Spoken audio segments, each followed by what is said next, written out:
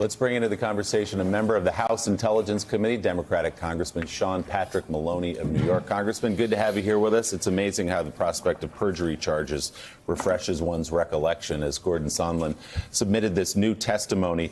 On one hand, this sort of just confirms everything we've heard from a series of other witnesses. On the other hand, as Joe and David point out, this is someone who was a political appointee who gave a bunch of money to President Trump's political campaign, closely allied with the president, who effectively has flipped here.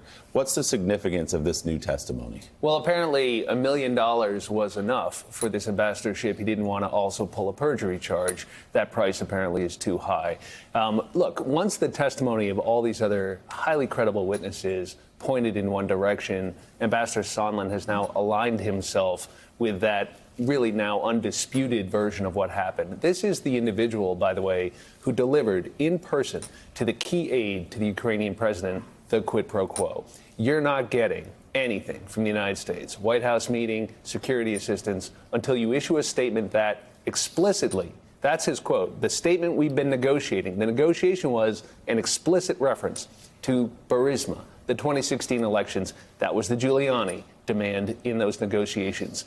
You have the four corners of the quid pro quo. It'll be interesting to watch the Republicans move the goalpost, because that defense they set up has been detonated by Ambassador Sondland's change of heart. You mentioned Republicans. I want to play the evolution of Senator Lindsey Graham. He's not alone, certainly, but perhaps the most prominent who's changed what he says he needed to see to take that step toward impeachment. Let's watch his changing of mind over the last couple of weeks. If you're looking for a circumstance where the President of the United States was threatening the Ukraine with cutting off aid unless they investigated his political opponent, you would be very disappointed. That does not exist. Show me something that is a crime. If you could show me that, Trump actually was engaging in a quid pro quo outside the phone call, that would be very disturbing. The President of Ukraine said, no, I was never told if I don't do this, I don't get the military aid. So until you can show me that something else, I'm just right where I've been. Here's the bottom line. Mueller meant something to me. I'm not impressed with this whole line of impeachment. I've looked at the phone call. I find nothing wrong here. I'm not going to entertain impeaching the president over this matter. Period. Done. But you said in the past that if there is quid pro quo, and yeah, show me where there is. You got some guy presuming something. At the end of the day, this doesn't get it for me. You've got some guy presuming something. We have several guys presuming something very specific. Lindsey Graham also said, quote, I've written the whole process off. He, of course, demanded these transcripts, said Adam Schiff and your committee make these public or else. Your committee made them public, and now he says I'm not even going to read the transcripts because the process is a sham. That seems to be where Republicans have landed. Yeah, it's embarrassing to watch. It's hard to watch. I mean, that's not a person with any credibility anymore. That's a person asserting that they don't care. That the clear and convincing evidence they're being presented with, soon in public, by the way, and soon in a trial in his body, the United States Senate, is something that does not interest him. He is immune from facts and evidence. That's what's happening in those Trump-strong areas of the country, and it's a real problem. And guys like Lindsey Graham, well, God bless his heart, as they say in the South. Mike, that's the chair of the Judiciary Committee, Lindsey Graham, who says, I will not look at the evidence, the right, he's not going to read the transcripts. Right. That raises the question of your fellow members of the Intelligence Committee listening in the SCIF, secure facility, Republicans sitting there.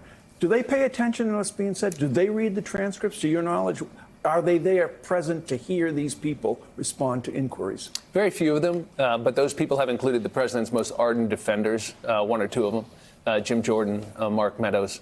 Most of the Intelligence Committee members have not been as active in these proceedings, and most of the Republican members, excuse me, and most of the members who were complaining about access and who had it never showed up. It's been a cynical exercise, their complaints on process. Would you expect to hear from John Bolton and Mick Mulvaney? Look, I think they have important evidence, and the American public deserves that evidence. By the way, the State Department is in possession of an enormous amount of documentation, contemporaneous notes, emails, other corroboration or refutation of the testimony of these witnesses. There's no excuse for withholding that. We need it. And I'd like the testimony of any witness with knowledge. Would you want to hear testimony from Mike Pompeo and Rudy Giuliani? I think both of those gentlemen have a lot of tough questions to answer. Whether it's going to be productive, trying to get them in the chair under oath, or whether we have sufficient evidence to move forward, I think is a harder question. I defer to the chairman on that. I think the American public deserves to know what happened here, plain and simple. Fair, thorough, but let's move it as well. And I think if we can explain exactly what happened with clear and convincing evidence, then that's the important thing. You know, Willie, you do have the chairman of the Judiciary Committee making laughable arguments, humiliating himself, and maybe that will work in his primary in South Carolina.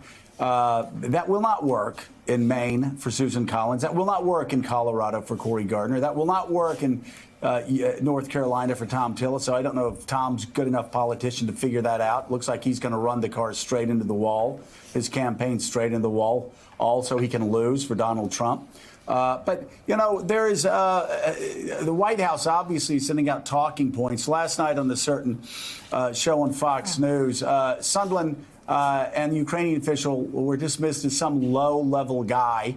And then Willie, of course, Lindsay talked about some guy. The some guy was the person that was running what John Bolton described as Rudy Giuliani and Donald Trump's drug deal across Europe. He was a guy that showed up. Sondland was the guy that showed up across Europe, and he was the president of the United States point man on this, quote, drug deal.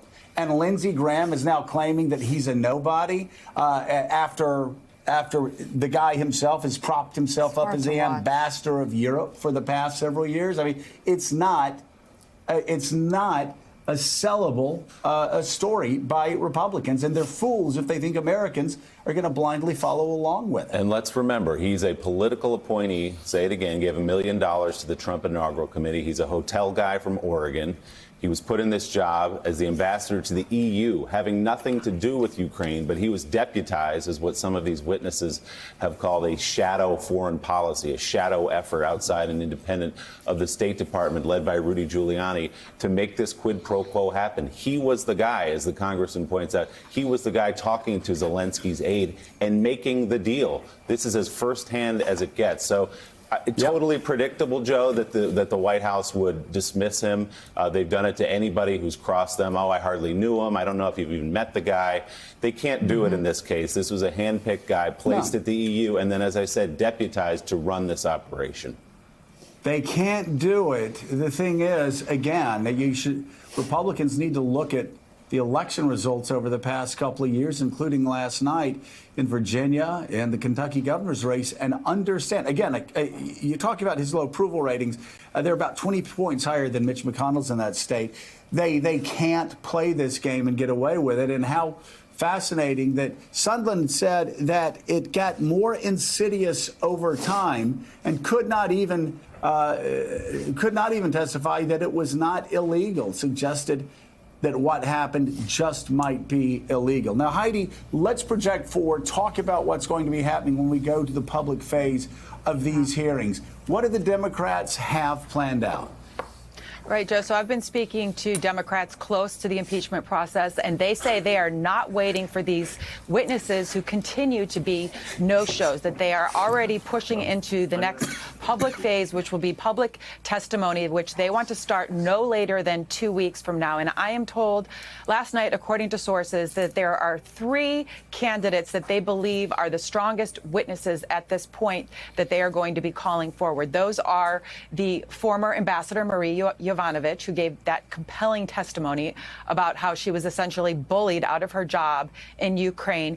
Also, Ambassador Taylor, who essentially replaced her and testified that there was a quid pro quo, and it was his understanding that it was being directed by the president to withhold military aid to a country that is essentially under attack from Russia. The third witness would be Alexander Vindman, the lieutenant colonel in the Army who still serves in the NSC, who was on that phone call and who also can testify to the quid pro quo, and that he was so concerned about it that he took it twice. He tried to take it twice to White House attorneys. Now, what I'm told is that this is going to be be very different from the Mueller investigation, and that Democrats believe that these witnesses are going to be so compelling because they're actually fact witnesses, that it's going to make it very hard for a lot of these Republicans to look away from this evidence because they're going to be providing firsthand accounts. All right, Heidi Pisbilla, thank you very much. If only we're in a position to have someone confirm that reporting. Oh, we are. Congressman, what do you make of that schedule that Heidi just laid out? Sounds smart. Sounds like a good schedule. Look, those are credible career people who have very important testimony. And it should break people's hearts to hear this story in full. I'm glad the transcripts are coming out so you can all see what a lot of us heard in person already. It's not a pleasant story. It's a story of decent people crushed under the wheels of a political, grimy operation designed to advance Rudy Giuliani's financial interests, the president's political interests, everything but America's national security. It's an abuse of power. These are good people with good testimony. And ask yourself why there have been no leaks of that testimony by the Republican side. It's not because they don't leak. It's because there are no facts favorable to the president from these people with knowledge, not because they have a bias or a point of view, but because they have knowledge of what happened. And we should have the contemporaneous documentation of that from the State Department, their notes, their emails. If there's any question about it, let's see it all. But I'm very glad the public is going to see this for itself. Obviously, Mark Meadows and Jim Jordan aren't going anywhere. Do you see any cracks in your private conversations with Republican colleagues, friends you may have on the committee or in the larger Congress as they look at this evidence? Now, Gordon Sondland, if Lieutenant Colonel Vindman didn't do it for you, if Bill Taylor's testimony didn't do it for you, do you think Sondland changes anything for some of them? You know, I think it's a sad statement when the people with the most concerns are the least vocal. There are absolutely members of the Republican Party who in private will hang their heads, say, well, I don't know, I'm trying to understand what Ambassador Taylor is saying. I've seen it, yes. You don't hear him in public. And now is the time for courage. Now is the time for leadership from those voices in the Republican Party. Because what's going to happen, I'm afraid, is you're going to see the elevation of extremists like Mr. Meadows, like Mr. Jordan, and they're going to turn this thing up, trying to discredit testimony that is credible. We know what happened here. It's not seriously in dispute. You want to have an argument about whether it's impeachable, about whether we should wait till an election? Well, I guess that's something you can kick around. For me personally, it's a clear abuse of presidential power.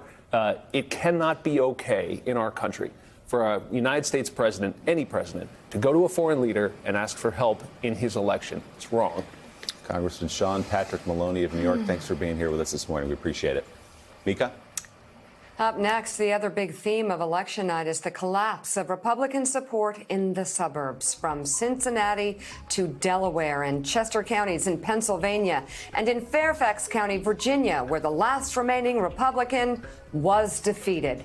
Morning Joe is back in 2 minutes. Thanks for checking out MSNBC on YouTube, and make sure you subscribe to stay up to date on the day's biggest stories. And you can click on any of the videos around us to watch more from Morning Joe and MSNBC. Thanks so much for watching.